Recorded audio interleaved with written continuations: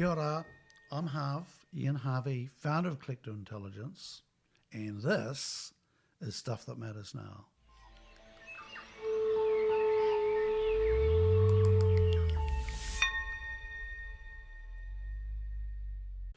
Nā mau hoki mai, today's voice for this podcast is actually mine. So I'm being interviewed today by Alex Hannant, and he is turning the tables on me to interview myself and where we're at with Collective Intelligence and the history of Collective Intelligence really as a 16th birthday interview of the company, and I am really excited by this and I hope I do okay. So enjoy, and let's see how Alex goes as a podcast interviewer.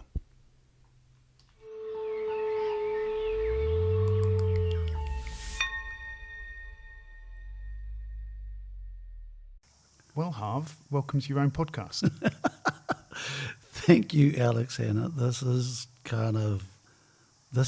I'm going to have to change the way I operate, aren't I?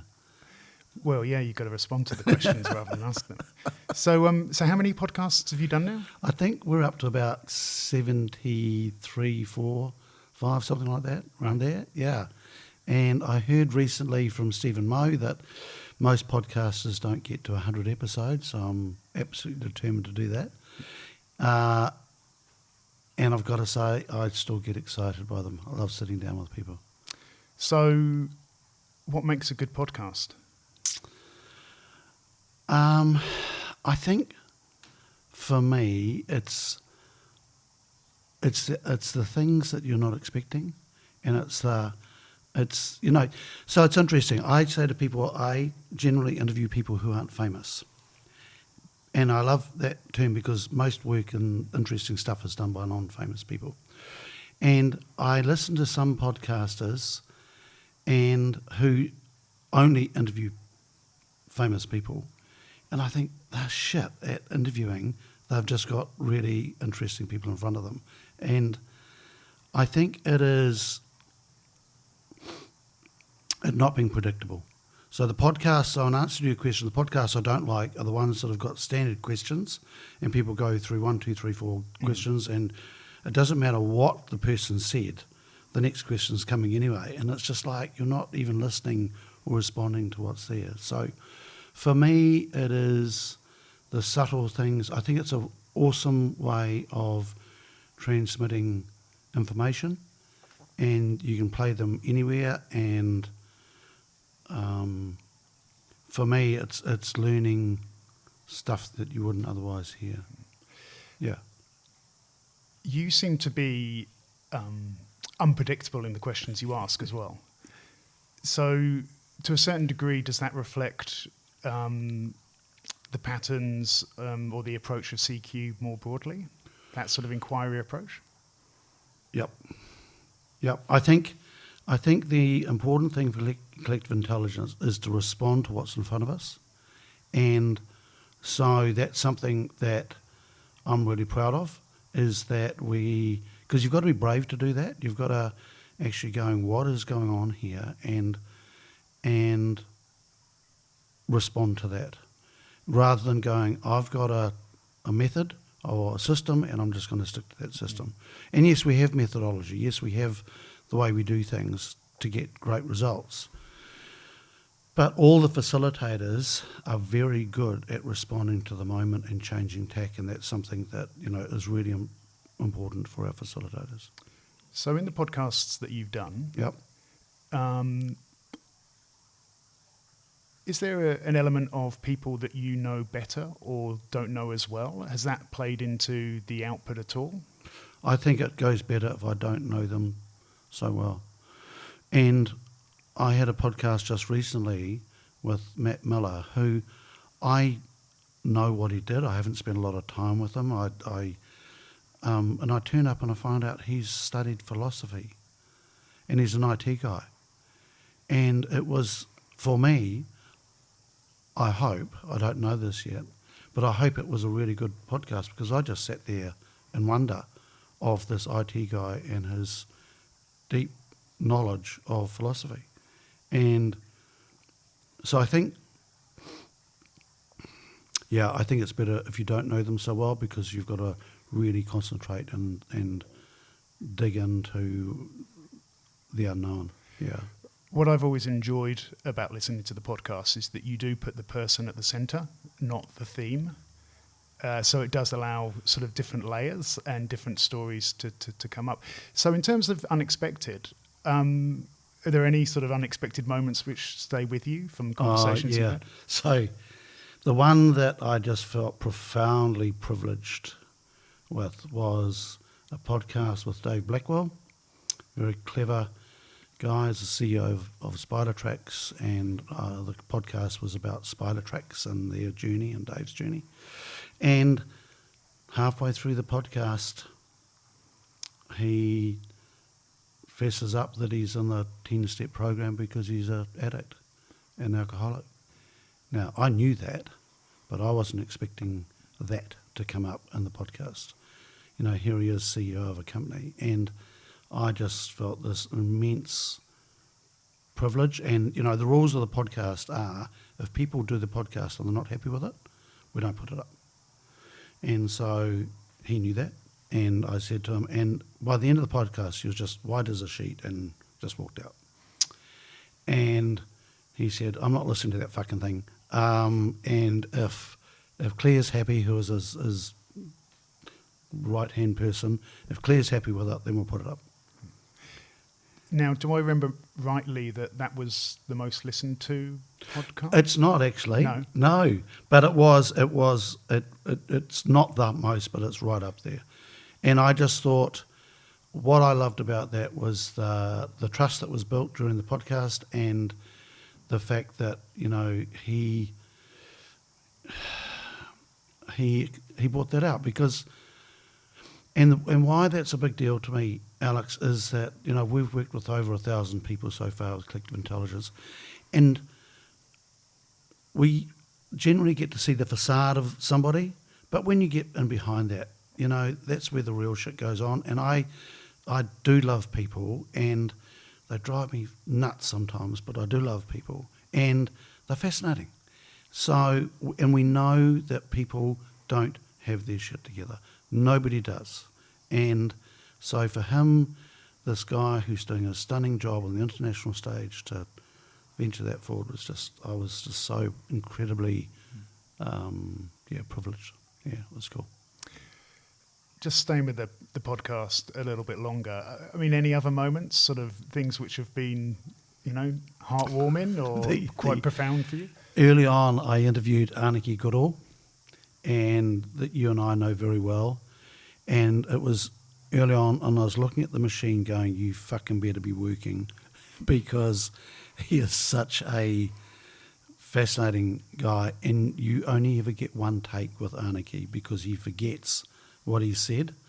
And all that's going through my head, I'm looking at this and going, oh, God, I hope you're working, because, you know, it was once again just being able to sit down with a guy like that, and he was just so open, and he was really nervous. You know, he's a very private man.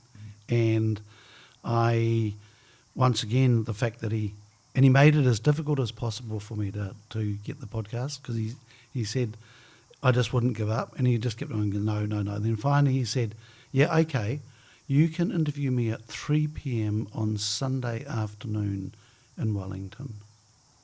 And I went, okay, I'll see you there. And he's just like, oh, you fucker. Yeah. So it was,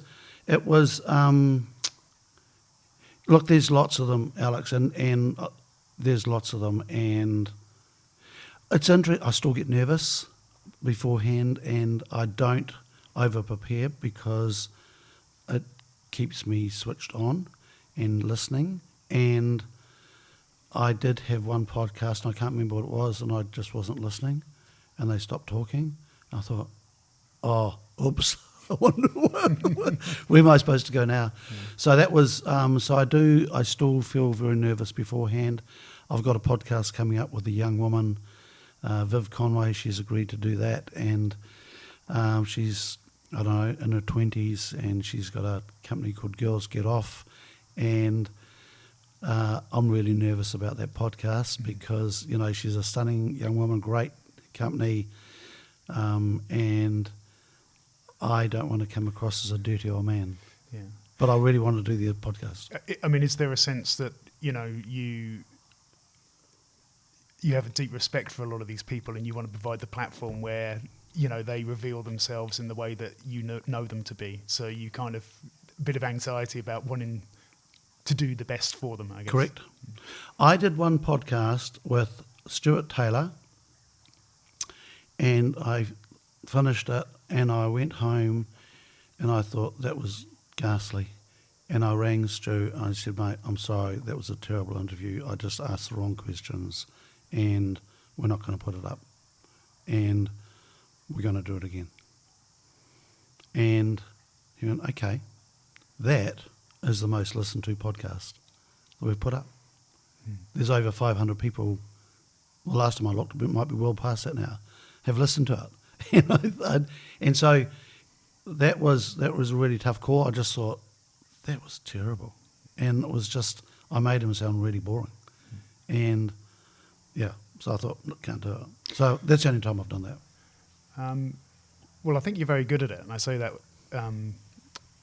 with, you know, genuine felt, you know, I listen to a lot of podcasts and I think you're generally gifted at the conversations and enabling them to flow. But why? Why did you start the podcast? And I guess I'm interested, is this very much a Harv thing, or do you see it directly related to the sort of the broader mission of collective intelligence? It's directly related. If it wasn't for collective intelligence, I wouldn't do the podcast. Right? So it's is that true? I don't know. I've started now. So how does it contribute? So what I love about it is that it gives us a chance to highlight what people are doing, and who they are, and I really enjoy that. You know, people are doing some wonderful stuff, right? And it gives a chance to amplify that story. And within collective intelligence, we have just got some wickedly smart people that are working their ass off and doing stunning things. And I just want those stories out there. You know, and thank you for the compliment. And I think for me, I do listen to some podcasts and it sounds very transactional, and that's just not my style. So it is absolutely linked to collective intelligence. I interview Rod Oram, who's not a member. I interview him once a year, and that's just the state of the nation, and I always look forward to that. So it's not 100% members, but it is mostly members, and I think it's a chance for me just to dig into shit and have a dig around. So maybe putting podcast, it's, you know, explicitly to one side. I'm interested this conversation to go back to the origins of CQ. Yep. I mean, I think it's a story that a lot of people have some sense of, but collective intelligence has been going on a long time now, and it, you know, forgive me for saying it, but it seems unlikely that an ex-farmer from the Manawatu was to come up with quite a sophisticated sort of, you know, human development and network building organisation. So where did collective intelligence start? Where was it, you know, sort of? So I've only just learnt this recently, Alex, and it's from Michael Philpott. So it is rooted. What drives me is that I am that my personal why is about giving people a chance to get really good information and unbiased, clear information. That's the thing that drives me. It's a thing, and that comes from my childhood and my family, the tragedy with my cousin being murdered, he and his wife, and my family, you know, that was a tough time, but it was the disinformation, the misinformation that caused havoc for my family. And that just destroy the fabric of the family for 7 or 8 years. And we just couldn't get good information. And I've only just learnt that recently through training with Michael Philpott, that this is what, and since then I have witnessed it in host days and different things, and seeing a host get absolute wonderful, clear information that's not biased, and from there it's amazing what you can do from that, right? So that's what drives me. Where it showed up was in my early 30s. I was farming then, and I'd always been interested in other things. I'd always been involved in other industries and commercially. And so I ended up on 3 boards at that point. Some were private, some were public companies. And I was very young to be a director, and I wasn't very good at it because I was more interested in the key people than looking after the stakeholders. And I think it was because of my age, and I'm looking at these CEOs and key people and just going, this is as long as they're hitting the numbers, everybody's happy. But I was looking at them and going, they're not seeing enough of their family, their health shit, they're drinking too much, or there was a whole combination of different stuff. And the other thing I realised is that being successful, their world was getting smaller. So they were doing the same shit, and they had blinkers on. And I thought, how do I, and sending them off to courses made no difference. You know, you listen to a motivational speaker and whip these shit, you get excited and come back, but then you go back into the same thing, and that all just disappears into the ether. And I thought, I wonder if I can copy the farm discussion group model. And farm discussion groups last for decades, and they work because farmers don't compete with each other, and they will share, if they're with people of the same quality or standard, they will share ideas like crazy. And so most of the innovation in farming in New Zealand has come from these farm discussion groups. And so I thought, I wonder if I can recreate that non-competitive business group that stays together for a while. And so I set one up and got 2 of these CEOs in the team, and then tapped other people I sort of knew, and then went looking for a facilitator. And nobody wanted to do it. And that was a real big surprise. And because I'd say, well, what's the program? And I go, I don't know, we're just going to trial it. And they just went, nah, this is not our thing. And the guy that I really wanted to run it, Johnny Heslop, who's a stunning facilitator, and he was, I was sort of pleading with him, come on, and he said, no, mate, this is not my gig. And his motivational speech was, Harv, they'll all be wankers, you're a wanker, you do it. And I was like, okay, and he gave me 2 hours training, and I became a facilitator. So when was this? It was 1994. 1994. And it was terrifying. I was 34 years of age. I was terrified. Most nervous morning of my life. And I can still hear them coming up the steps to this place at the meeting. They come from all around the country. And I was on the toilet dry reaching, just going, what the fuck? I don't even have to do this. I was terrified. And I took a deep breath and thought, you know what? I can't bullshit this. I'm just going to fess up and have a go. So something must have gone right in that first meeting for you to think, I'll do it again. Yeah, it was the energy. It was the fact. My hunch was that people had different issues, different opportunities, but they had the issues were, there was a commonality there. And immediately when people were introducing themselves and talking about what was going on for them, and you could just see the camaraderie come alive and the loneliness factor, that was the first thing, is that they didn't feel alone. And by the end of it, I was just buzzing, absolutely buzzing. I had a fascinating moment in the afternoon. There was a guy in the team, Smithy, and he was a real estate guy, and I couldn't stop him talking. And I thought, how's a facilitator stop somebody talking? And I was getting really frustrated because time was running out. And I went, Smithy, just shut the fuck up. and the room just roared with laughter. And the culture of collective intelligence was set. How important is humour to... Hugely, Yeah. hugely important. You know, even today, so, you know, I do believe in that moment the culture of collective intelligence was set, right? It was said in a fun way, but I really didn't know how to get them to stop talking. And the team's response just burst out laughing and going, oh, this is brilliant. And so humour, you know, the teams, they use a lot of humour, they use a lot of humility, they use a lot of, you know, there's a huge amount of trust.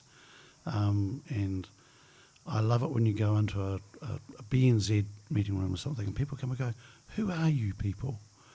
And I go, why? And said, well, because you hear this huge raucous laughter and then these periods of intense, you know, conversation and, you know, obviously a lot of emotion and whatever. And I love that when people are going, you guys are different. Yeah. I mean, and with that, just going back to the original team, Alex stayed together for 7 years. It came apart because I was too busy farming. But there was one monster defining moment in that team. And back then, diversity was 7 white men and 1 white woman, right? That was diversity from different industries around the country. And, you know, it was sort of on the right track. But there was a woman in the team called Raven. She was an accountant. She was with one of the big 4 companies. And she was hosting. So I just ran it like a farm discussion group. And we went to each other's businesses and checked it out. That's, you know. And it was, and look, it's morphed a lot over that time. Two defining points. One was this woman, I went to interview her beforehand and to work out the agenda and what we're going to focus on. And she said, so I said, what do you want to focus on? She says, well, Harv, what's it all about? I went, what's what all about? And she goes, well, life. And I was like, the fuck? I'm 35, you're 55. I'm going, what? And she goes, I've got everything I've ever worked for and it sucks. I went, does it? She goes, yeah. I actually went and got a proper facilitator to help me that day because I realised I didn't have the depth. And that facilitator then joined the team and became a team member. But we went to a whole different place that day and we started talking a lot more about what was really going on for people. I like the way you recognised that and got a facilitator in. What comes up for me there, when I've been on people's host days, you feel the weight of people letting you into their life. It's a big deal. It's a big responsibility, and you can't afford to be sort of frivolous or glib. Sort of they're important, intense moments. Yeah. And the humour goes a long way. That sort of generosity, but there's something quite really quite heavy in some of those engagements. Yeah. Yeah, and you don't want to stay there. You need to have that ebb and flow. But I just knew I was out of my depth. And the facilitator who joined the team, then she sort of gave me some coaching as we went on. But she was happy with, for me to use my style, which is pretty different to most people. And then the other big turning point was in a host. I remember back then it was very new and raw. It's nowhere near as sophisticated as now.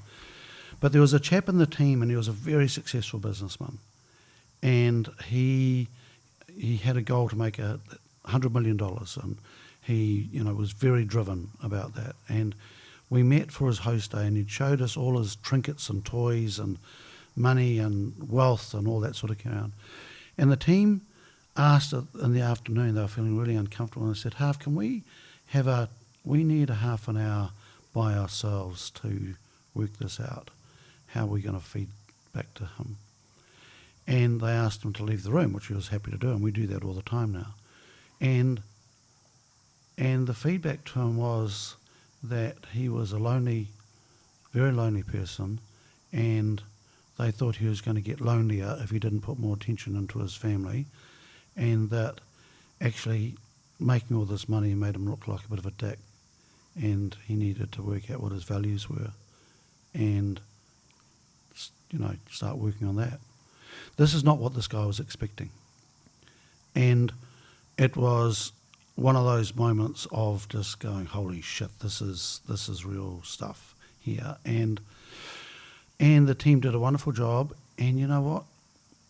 He sold his businesses. He got into philanthropy. He got into a whole lot of other stuff. And,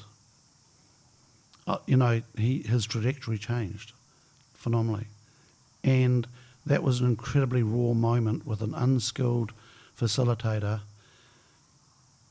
And, yeah, we learnt a lot from that, of just how brave you've got to be sometimes. And the team had been going a wee while at that stage, so the trust was there.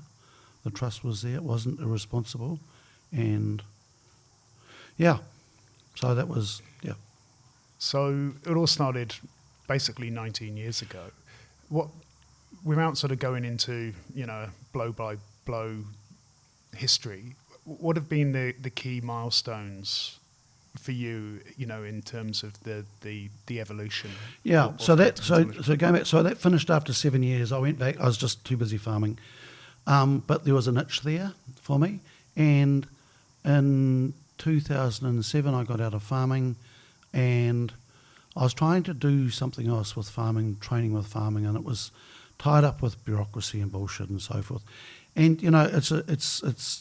it's I'm not supposed to be doing this. I was supposed to be doing other things, and I couldn't get the other things to work. And I set collective intelligence up for somebody else. It was a partnership.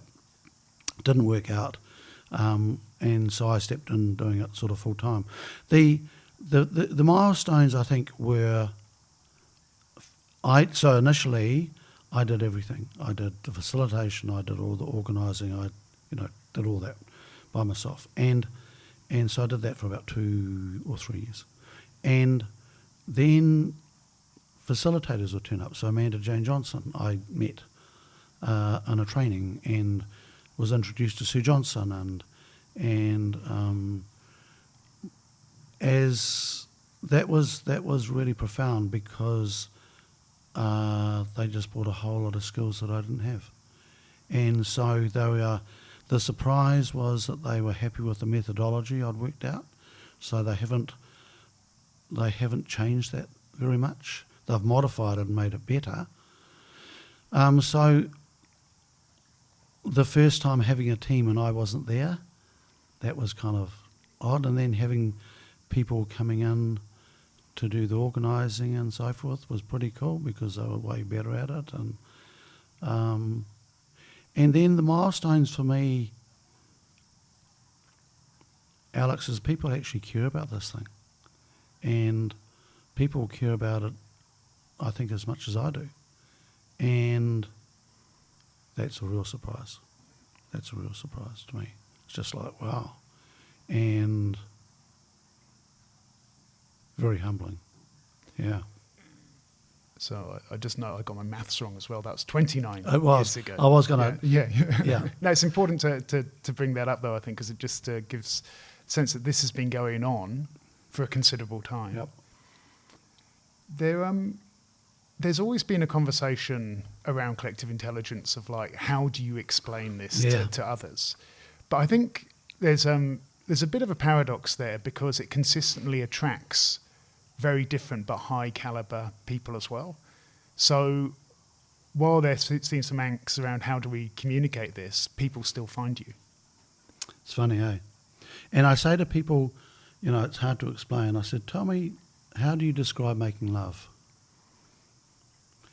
Oh, it's a wonderful thing, but it's quite tricky to explain. And it's Mary Beth Robles. She came and worked with us for about 3 years, and she was really good for my confidence. And she said, broad New York accent, I'm not going to try it, but she would say, Harv, if you end up being able to describe exactly what collective intelligence is, you've buggered the model.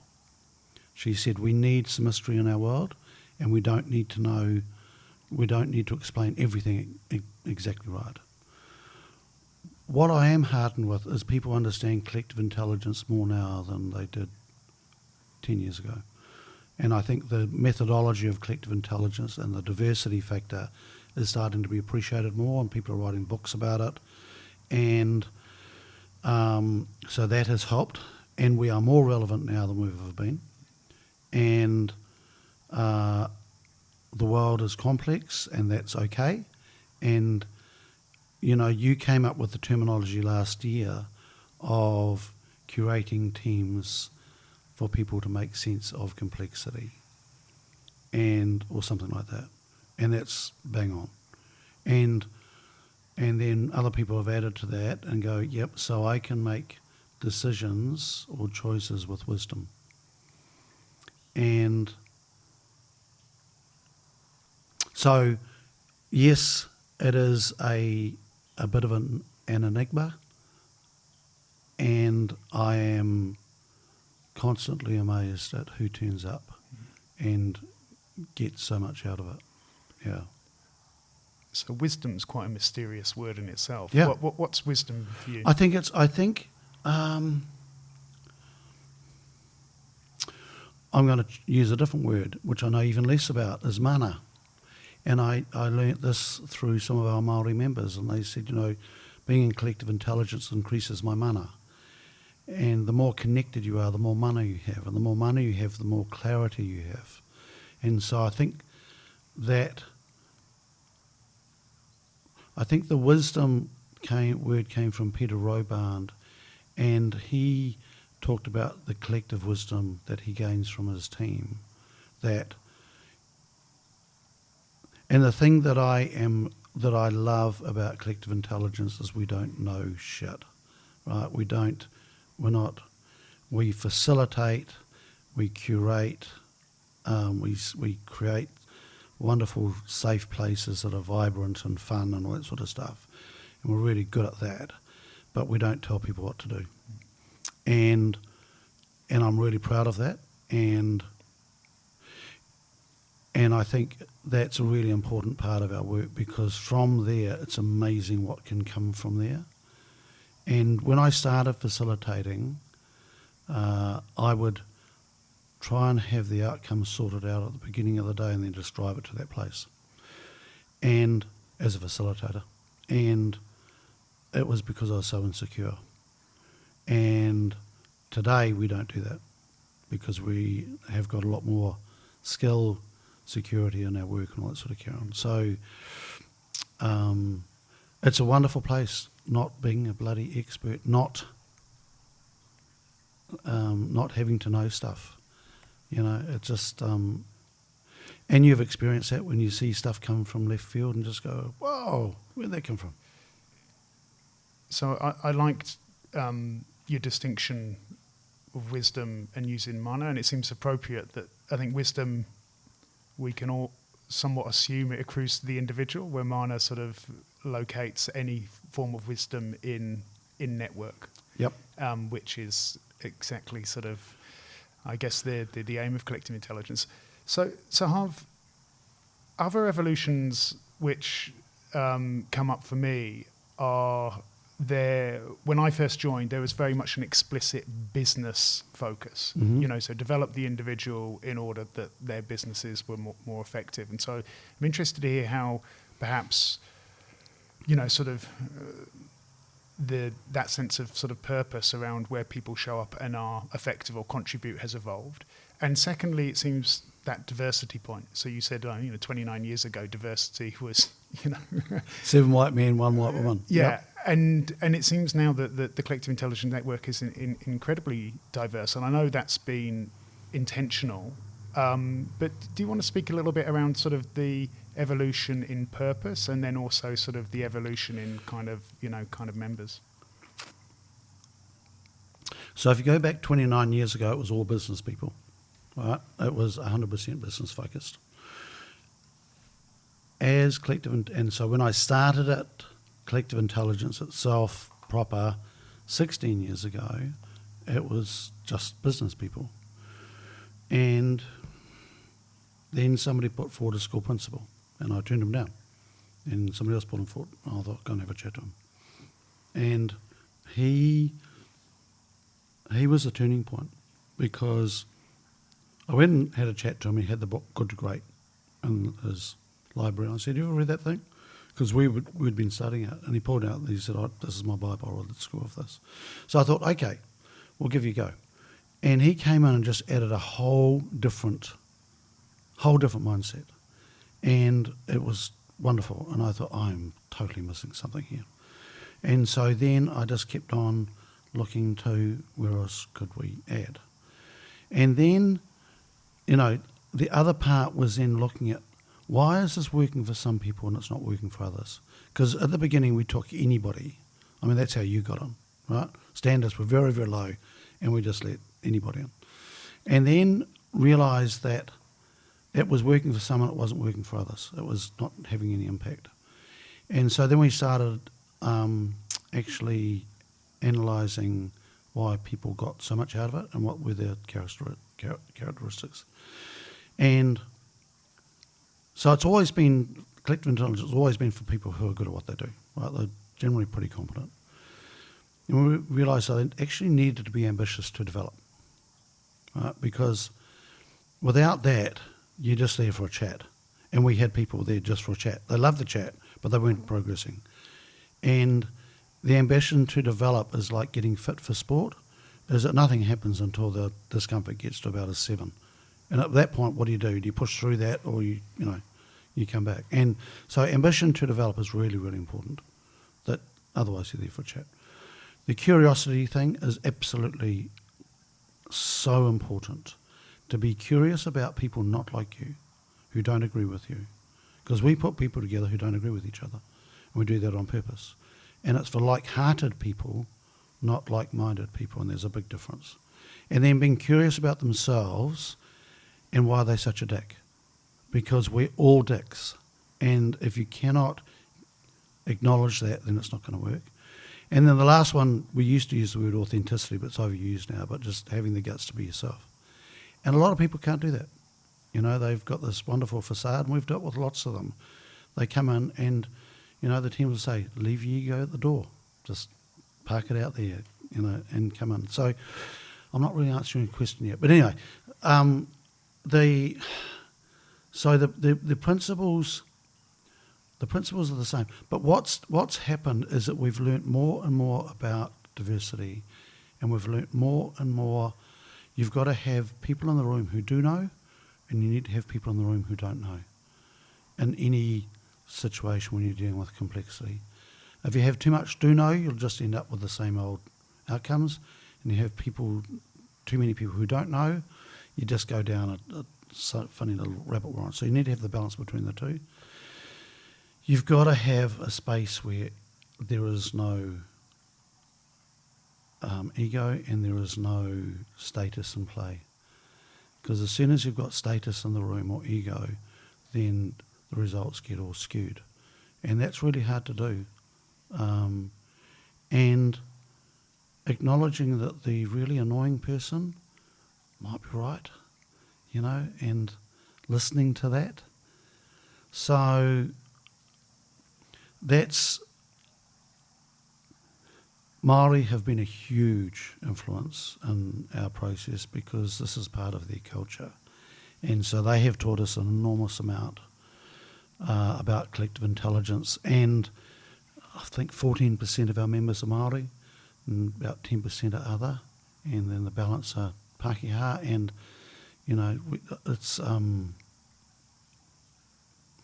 the other change that we've seen, Alex, is that when we started, it was male dominated, and now it's more female.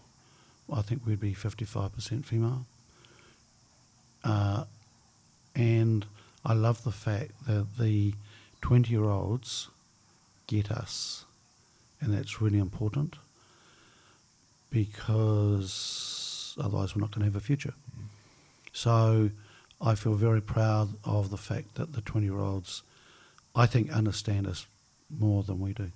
Yeah. You often talk about teams working well or not work in? Almost as if you have some kind of metric or sort of instrument to determine that. For you, what makes a team work well or not work well? So we tried all sorts of measurements, and we've given up on all of them. And we've got a number out of 10 for a team that I want to know at the end of the session is on humming, right? And it needs to be about 7 or 8 or higher, and I'm happy. If it slips below that, then there's a problem. I was fascinated with a team, and we've tried lots of different stuff. I was fascinated with a team years ago, and they just operated at a higher level than everybody else, and I couldn't quite grasp what that was about. And I worked out they had 3 people in the team that had a high emotional intelligence, and so that team had the ability to have really crunchy conversations and not shy away from them. Well, I had another team that had lots of people in the team that were maybe a higher status, but they didn't have the emotional intelligence that when it got tricky, and they would bounce off.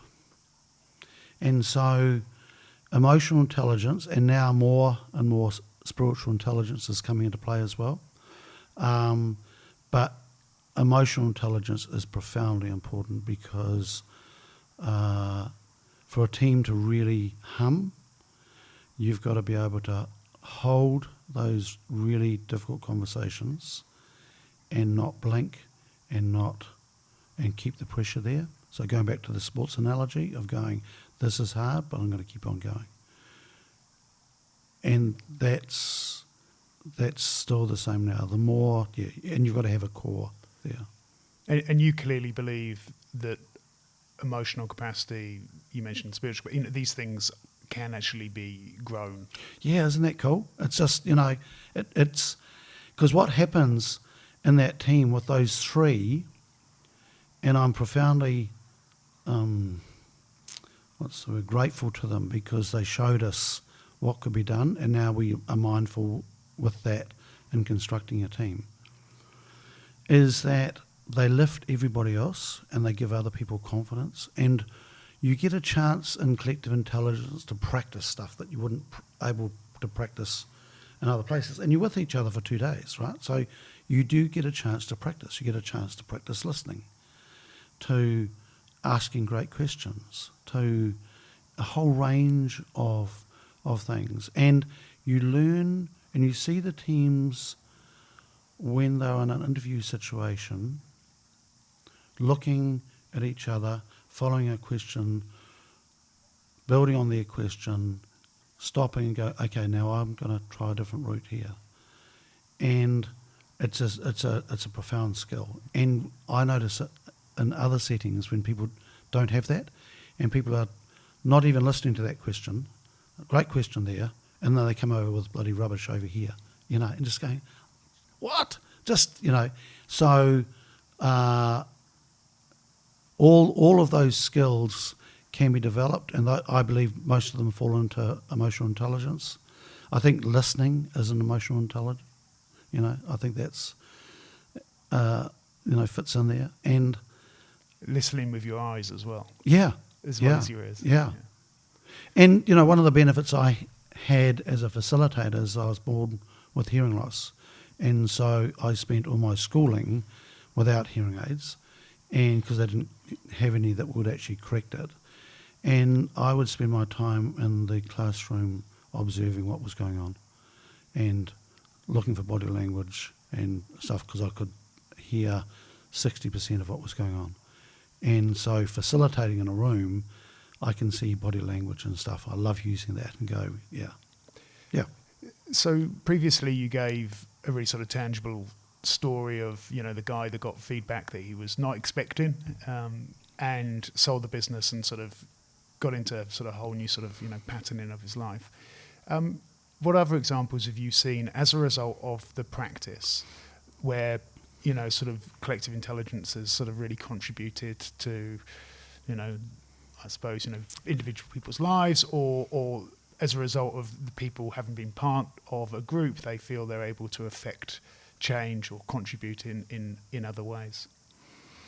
So I love the big chunky things, but often it's the really subtle things that don't seem that much make a huge impact. So a big chunky one, and it was back with that school principal early on.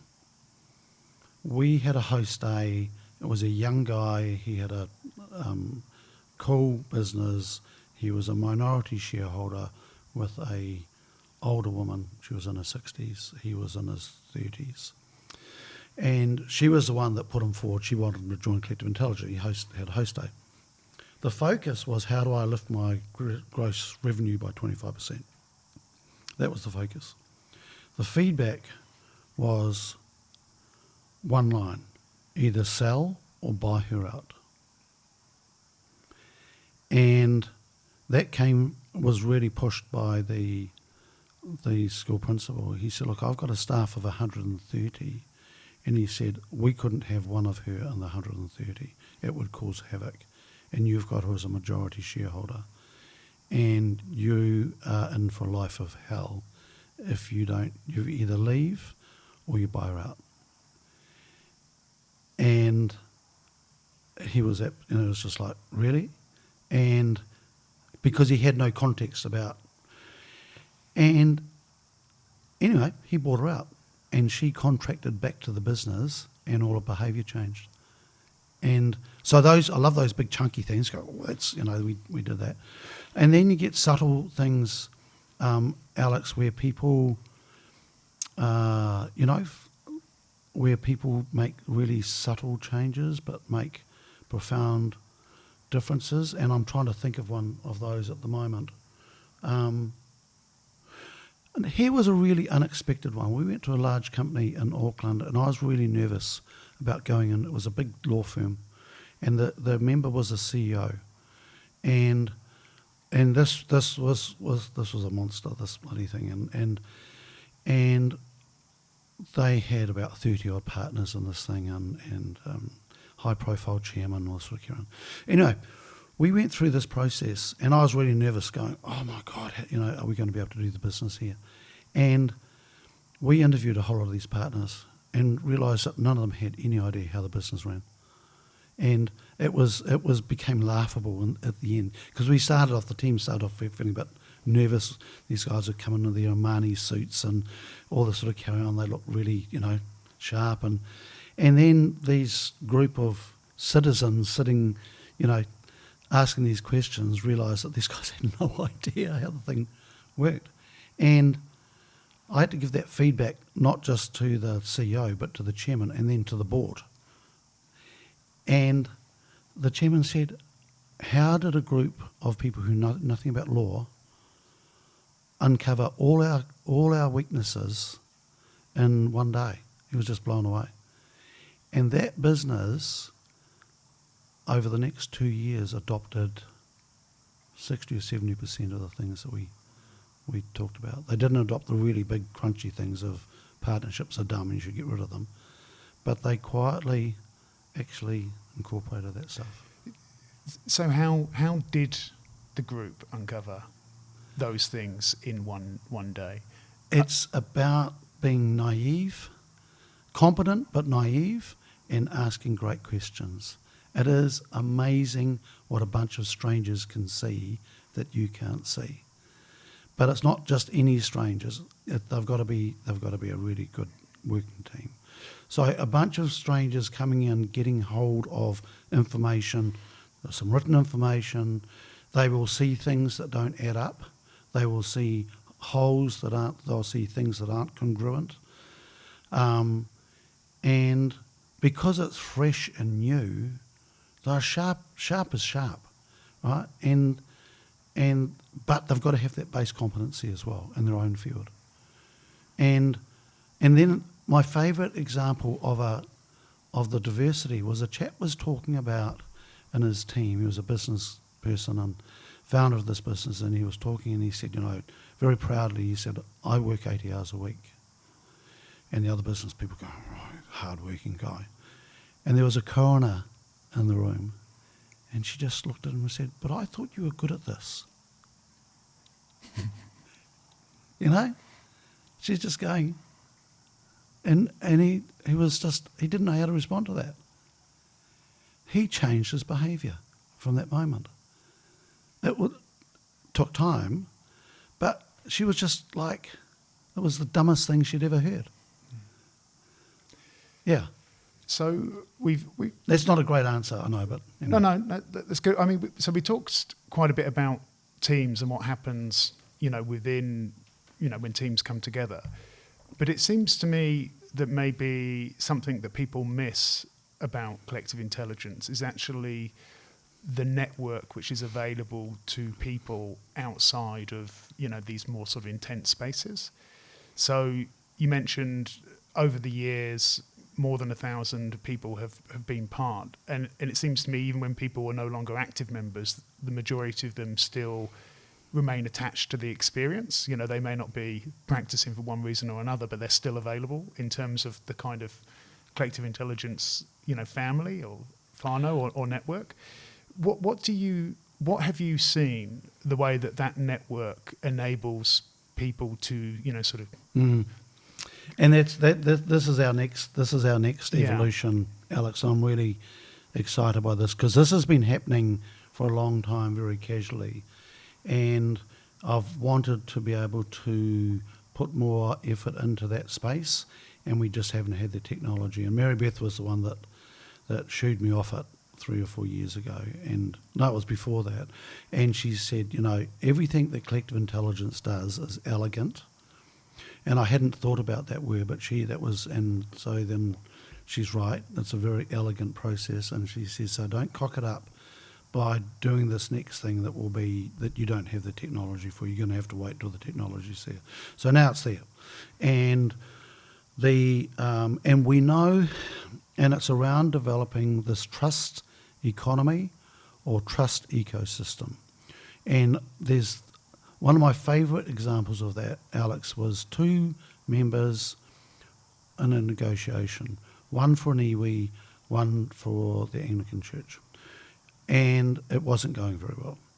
And the Archdeacon and the CEO of the iwi and the Archdeacon that were there were 2 collective intelligence members, but they didn't know they were members.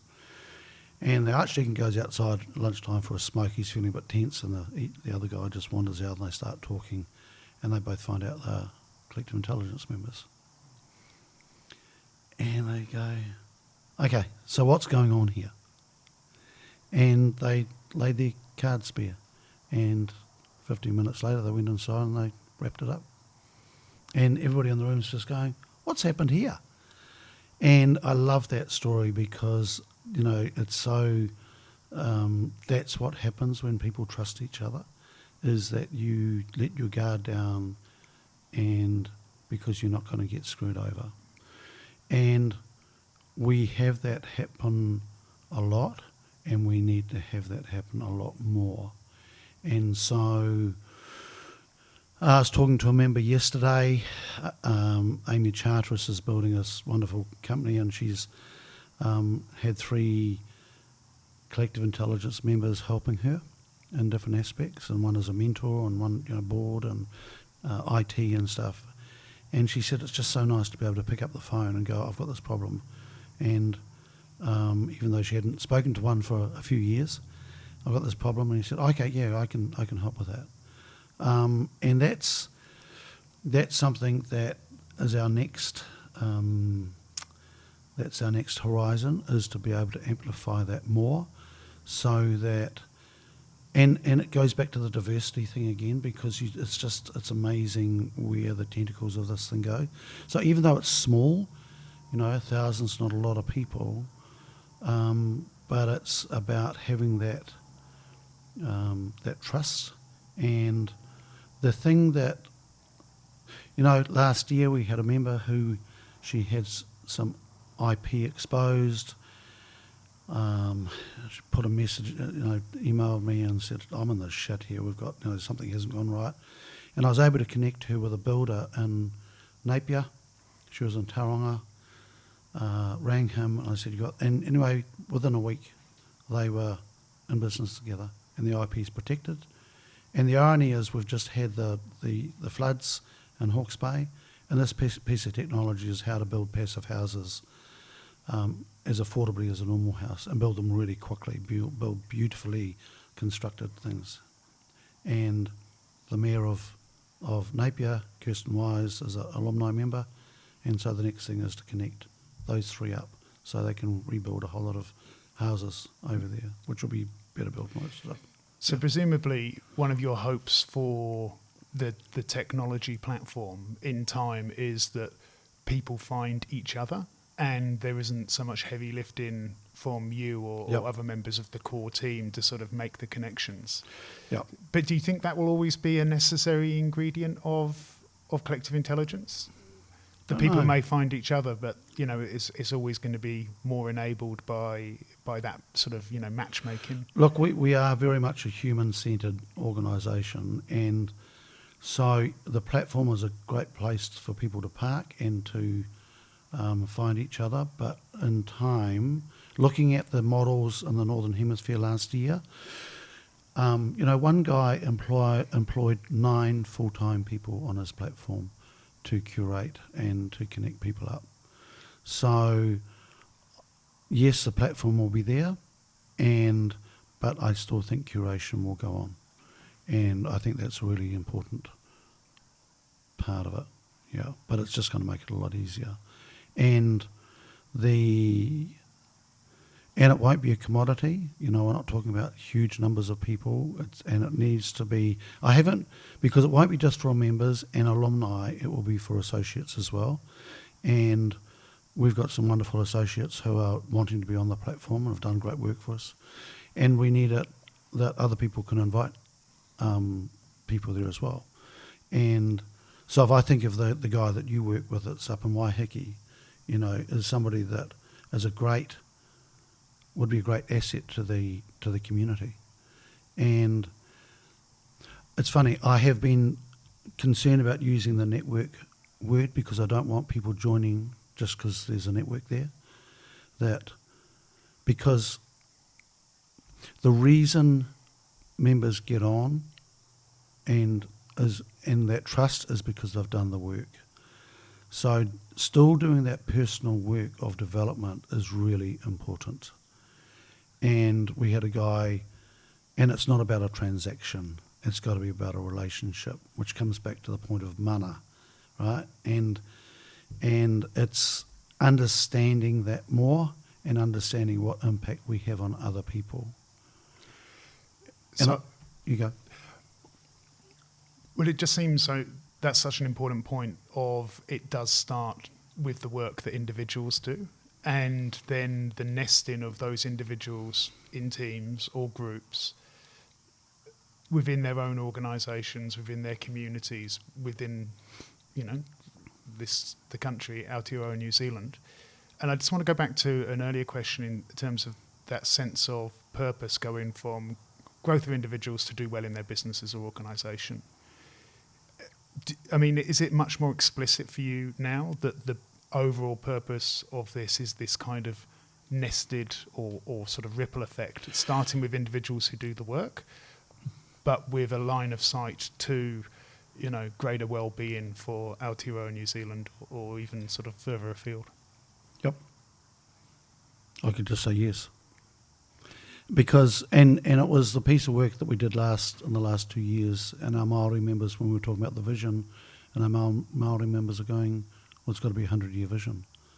And it's just, that's, and we've been able to do that. And it's about resourcing individuals and to be more emotionally developed. And then from there you can develop a lot more resourceful communities. And I get frustrated in New Zealand that, one, we don't look after our tall poppies enough, and so it's something we're really overt about now, and going, this is a place for tall poppies, we love them, and we nurture them. And really,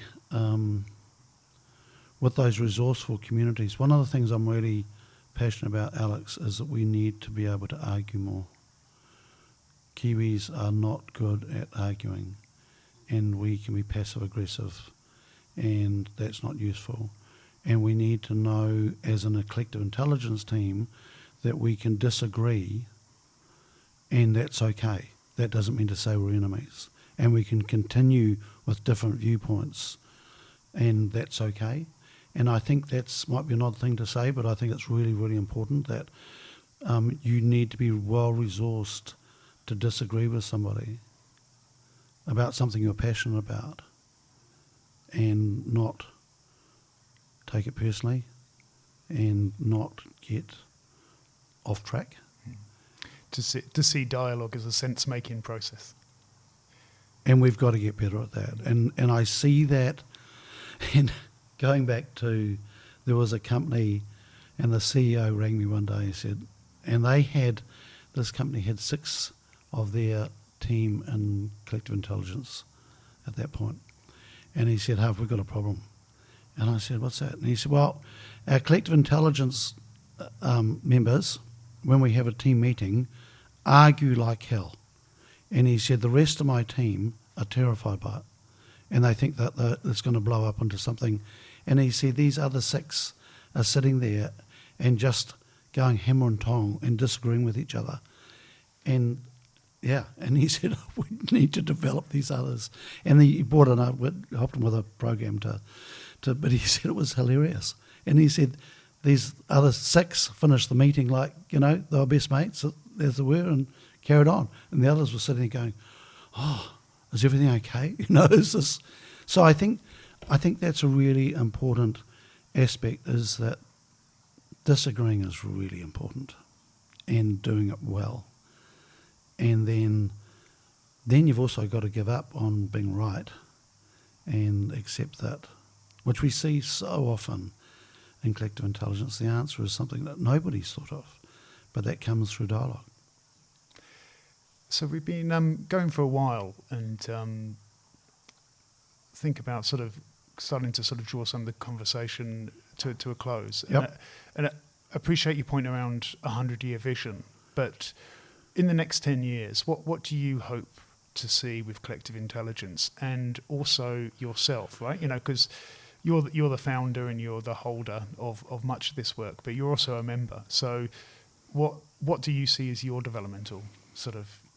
So just going back with the business, where I see us going, and it's happening now, is that we start, we are very, very good at curating diverse teams, and then it's where we apply those. So we've got different models now that we can apply, not just for the individual, but looking at other organisations.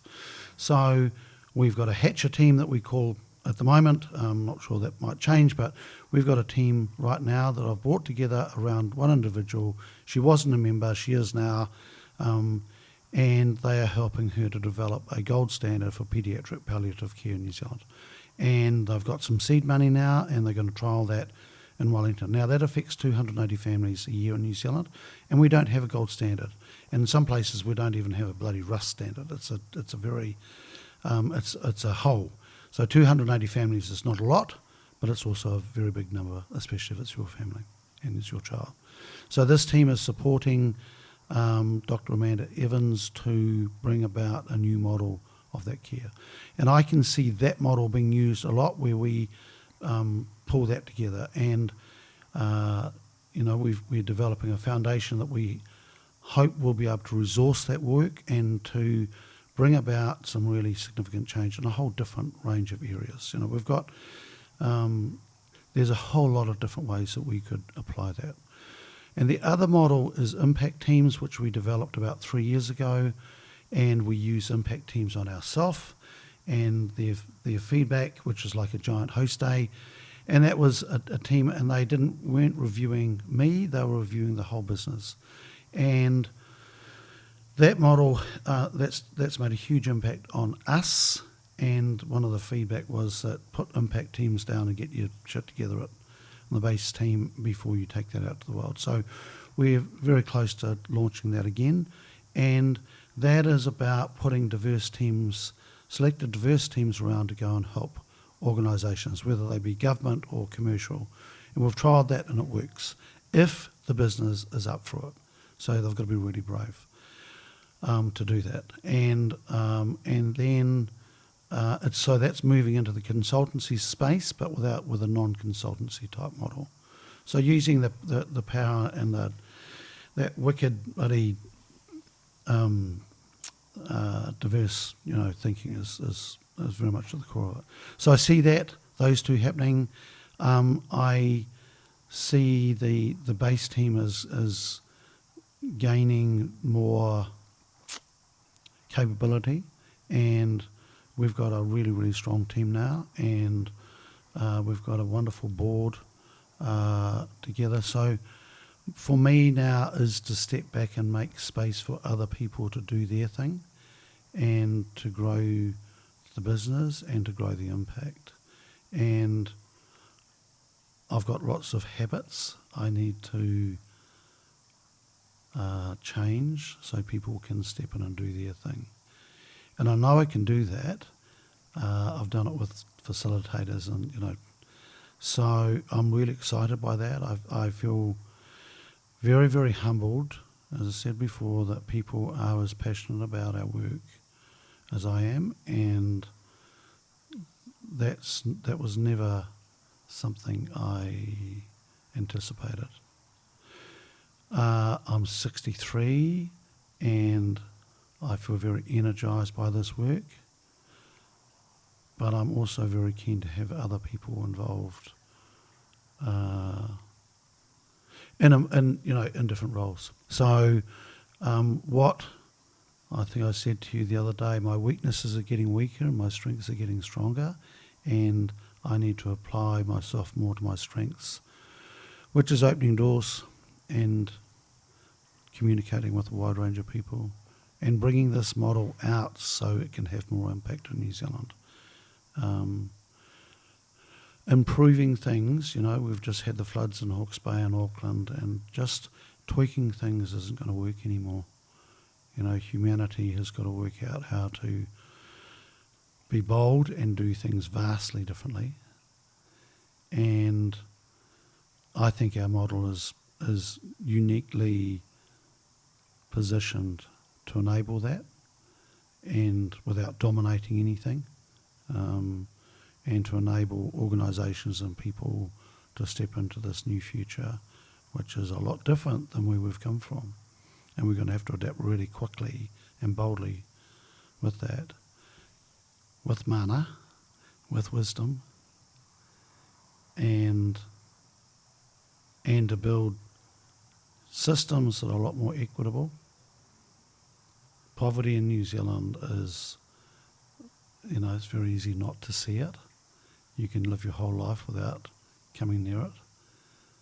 But, it's a whole range of things need to change there. So honouring the treaty is something we are passionate about, and, I do get amused with people getting upset with the co-governance, and I'm just going, what we've learnt with collective intelligence is when you are alongside the others, there's so much that you have in common with them. And so we've seen that with, the vast array of people. I remember, when first met this woman that came into our team who was transgender. It's the first time I'd been close to a transgender person and actually understanding her, and just changed my view of the world, having the privilege of talking intimately with a transgender person and going, there's a whole lot there I didn't know. And so, I think that's a big part of our work that we need to do, Alex, is to help people meet others, because going right back to 1994, the success is a bugger, because it can, you end up on the same track, and you start believing your own shit, and you start thinking that you're doing okay. And and I think the other thing that I really enjoy with this work, Alex, is the impact that collective intelligence has had on me, from the person who began it to the person that there is now. I like the person I am now far more than I did back then. And I think it's because I'm able to be more vulnerable. I'm able to be, and that allows me to be more honest. And it's given me the ability to mix with a whole lot of people that I mix with them and converse with them and engage with them that I couldn't before. And I'm really proud of that. It's a richer life. Yeah, yeah. Harv, that's great. That feels like an end to me. But I am mindful of a question you often ask to people when you're interviewing them. Is there something I should have asked you which I haven't? There's one thing I wrote down beforehand. I met with a guy, he was an author, an American dude, Andrea de Almeida, introduced me to him, and I had a meal with him in Auckland. And so he'd met and written a book about the top 30 people around the world, and it was really, really interesting dude. And he asked me, what's my core value? And I said it was altruism. And he said, oh, that's a really difficult value to have in business. And I remember at the time thinking, oh, bugger. It was just it was something that really hit me, and it sort of stayed with me. And now I realise that where we're heading, I'm quite comfortable that that's my core value, and because of the trust thing that we're building. And so it's been nice to actually go, no, fuck yeah, that is, and we will get there. This is what this thing's built on, and so that feels really good. And Alex, I really appreciate this conversation. Thank you. And it's and I'm really excited you're back in the country. And lots of other people are excited you're back in the country as well. And I'm really looking forward to working with you because you and I are so different. And I heard you speak in the TED Talk in Wellington. How long ago was that? 11 years ago, I think. And I remember going, I've got no idea what he's talking about, but he sounds really smart. And I stalked you after that, and here we are now. So welcome home, brother. Thank you. Yeah, look, thanks for sharing all that, Harv. It's just a remarkable story, and from being someone that's personally benefited from being part of a team, from doing the work, for having a richer life for it, and deeply excited about the potential of more different people bringing different strengths and assets towards the high-level things that might be possible for better futures. And for me, that's what collective intelligence is. It's relational infrastructure for better. See, we should have just been interviewing you. You were so good at that. Is just such an Alex Hannant thing to say. You crack me up the way you just shucks. Condense everything beautifully like that. I would say that the point about the altruism, I think altruism is actually an old-fashioned word. It sort of comes from a place of it's almost, again, sort of putting the individual first, and then it's sort of like an exceptional thing to give, to others. I sense we're moving to a different place. So the idea of the trust economy, or, I think something that's present in CQ when it's good is this generosity. Generosity of time to listen, generosity of challenge, and seeing that is actually energy and liquidity.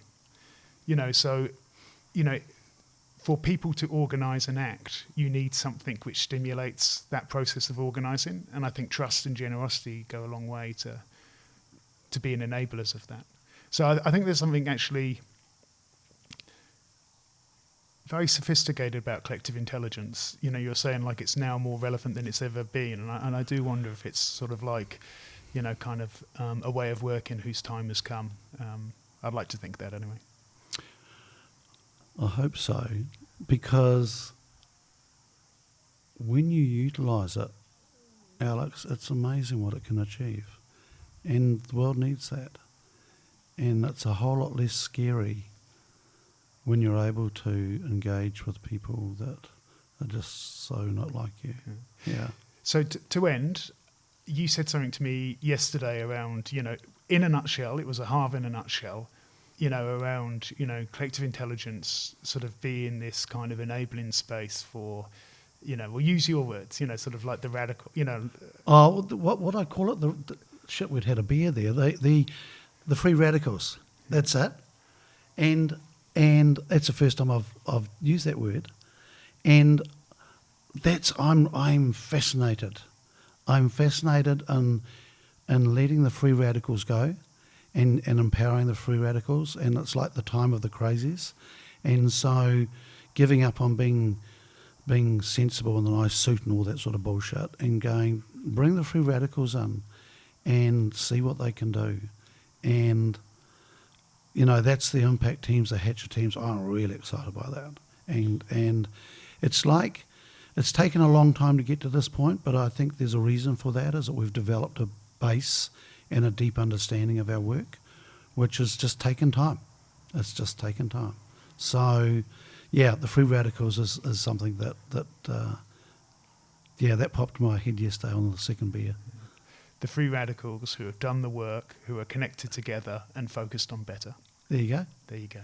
Okay, Harv, let's wrap it up. Thank you, Alex Hannant. Welcome home.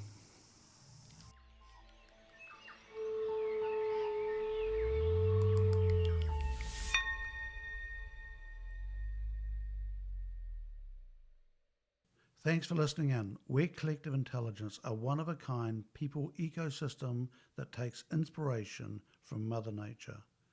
To find out how we reimagine leadership development, visit our website www.collectiveintelligence.co.nz.